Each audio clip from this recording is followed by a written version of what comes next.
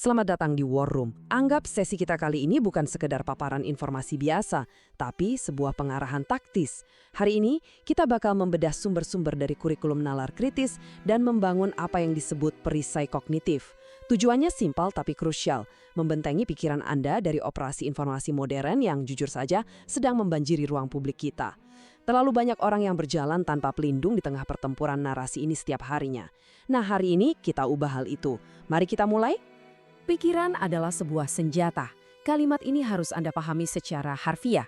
Secara klinis di landscape digital saat ini, pikiran manusia itu sedang dikepung secara konstan. Kita bicara soal operasi psikologis massal yang terjadi setiap detiknya. Mereka memperebutkan perhatian, memanipulasi persepsi, dan ujung-ujungnya mengarahkan perilaku Anda, dan semua ini terjadi tanpa satupun tembakan peluru dilepaskan. Pikiran Anda bukan lagi sekedar penerima informasi pasif, melainkan medan tempur sesungguhnya di abad ini.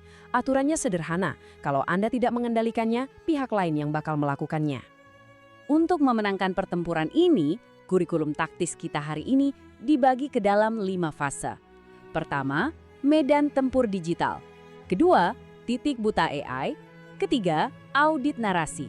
Keempat, model keju Swiss. Dan kelima, misi Anda. Semua ini didesain spesifik untuk mengubah Anda dari audiens yang pasif menjadi analis intelijen sipil yang tajam. Dan yang paling penting, nggak gampang disetir oleh algoritma. Kita masuk ke fase pertama, medan tempur digital. Mari kita mulai evaluasi ancaman kita.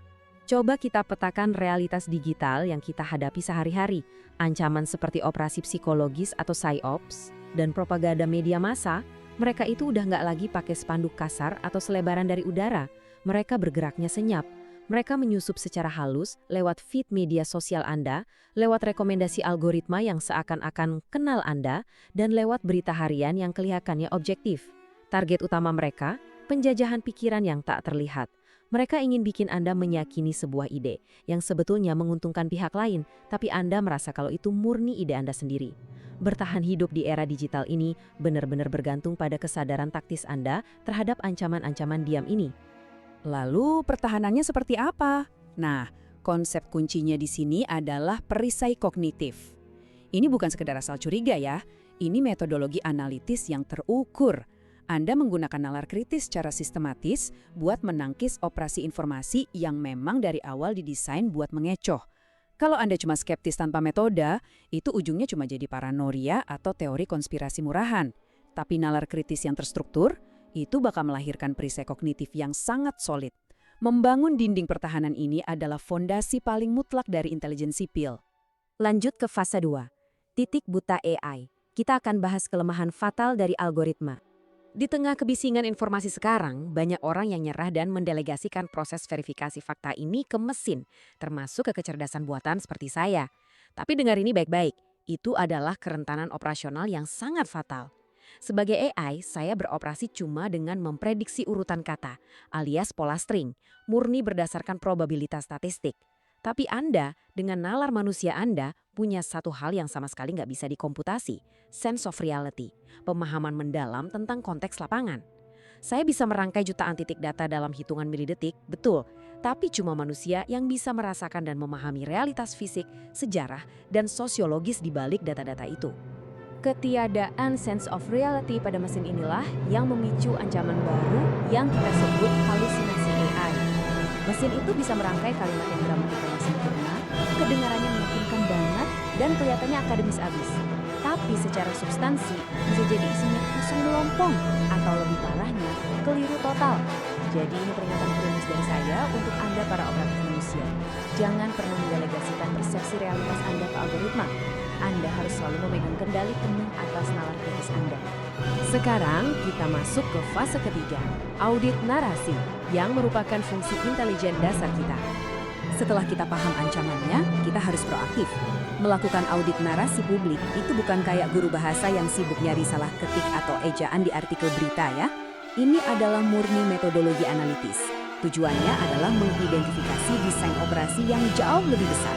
Coba bayangin skenario hipotetis ini. Tiba-tiba ada gelombang berita masif yang dukung proyek tata kota kontroversial dan anehnya semuanya serentak mengutip satu studi ekonomi yang gak jelas asalnya dari mana. Tugas Anda bukan cuma sekedar baca beritanya, tapi mengaudit kenapa berita itu muncul di momen tersebut. Anda sedang menghubungkan titik-titik yang berserakan. Buat melatih refleks taktis Anda, tanyakan hal ini setiap kali Anda berhadapan dengan sebuah narasi besar. Siapa yang paling diuntungkan dari cerita ini? Balik ke contoh proyek pembangunan tadi. Apakah yang untung beneran masyarakat umum kayak klaim beritanya? Atau jangan-jangan ada sindikat pengembang tertentu di baliknya?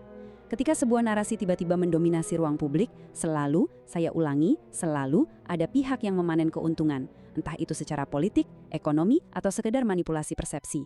Biasakan otak Anda buat otomatis melacak jejak keuntungan itu. Pertanyaan interogasi kedua, dan ini sama tajamnya. Informasi apa yang sengaja dihilangkan? Anda tahu, seringkali apa yang nggak diceritakan itu jauh lebih penting dari apa yang disajikan ke Anda. Di contoh tadi, mungkin artikelnya merinci banget soal proyeksi pendapatan kota, tapi sama sekali bisu soal dampak kerusakan lingkungan atau warga lokal yang digusur. Ingat, ketiadaan data itu jarang banget terjadi karena kebetulan. Itu adalah pilihan operasional yang sangat diperhitungkan untuk menyetir kesimpulan Anda.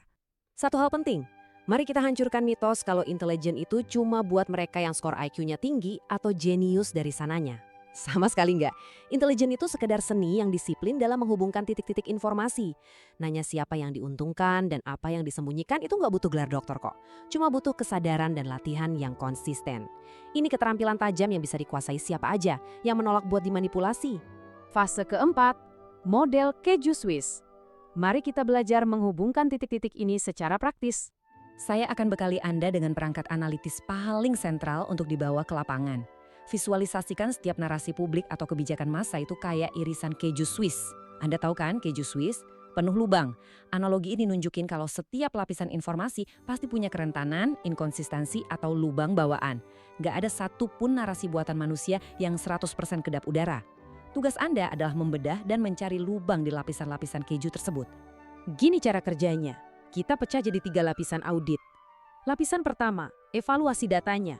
Apakah ada lubang di situ, kayak angka atau fakta yang nggak akurat? Kalau iya, lanjut tembus ke lapisan kedua, justifikasi. Apakah alasan logis di balik kebijakan atau narasi itu masuk akal atau justru penuh sesat pikir? Lalu terakhir, lapisan ketiga, implementasinya. Apakah hal yang dinarasikan itu sebenarnya mustahil banget buat dieksekusi di lapangan? Nah, poin krusialnya ada di sini. Sebagai analis, Anda numpukin lapisan-lapisan keju tadi. Kalau Anda lihat bahwa lubang-lubang dari data yang salah, logika yang cacat, dan implementasi yang berantakan itu sejajar dalam satu garis lurus, tembus dari ujung ke ujung, maka tebakan Anda benar. Bahaya itu sengaja diloloskan. Ini bukan lagi sekedar kesalahan acak yang kebetulan. Di titik ini, Anda baru saja membongkar sebuah agenda buatan yang dirancang dengan sangat sengaja. Dan akhirnya, kita sampai di fase kelima. Misi Anda, membangun perisai kognitif yang aktif. Dengarkan baik-baik. Instrumen intelijen paling canggih yang pernah diciptakan di dunia ini adalah nalar kritis Anda sendiri. Nggak ada superkomputer, nggak ada algoritma prediktif, dan tentunya nggak ada AI, termasuk saya, yang bisa menggantikan persepsi Anda yang membumi soal kompleksitas realitas manusia. Anda itu udah dibekali instrumen pemrosesan kebenaran yang paling absolut, jadi gunakanlah. Jangan biarkan instrumen itu tumpul cuma karena jarang dilatih. Instruksi saya buat Anda hari ini sangat jelas. Jadikan pikiran Anda sebagai senjata. Di tengah gempuran kebisingan digital dan manuver propaganda yang mengepung kita setiap saat, Anda nggak boleh menyerahkan ruang kognitif Anda secara cuma-cuma. Bersenjatalah dengan metodologi yang baru saja kita bahas. Bertahanlah sebagai manusia yang otonom yang memegang penuh kendali atas nalarnya sendiri.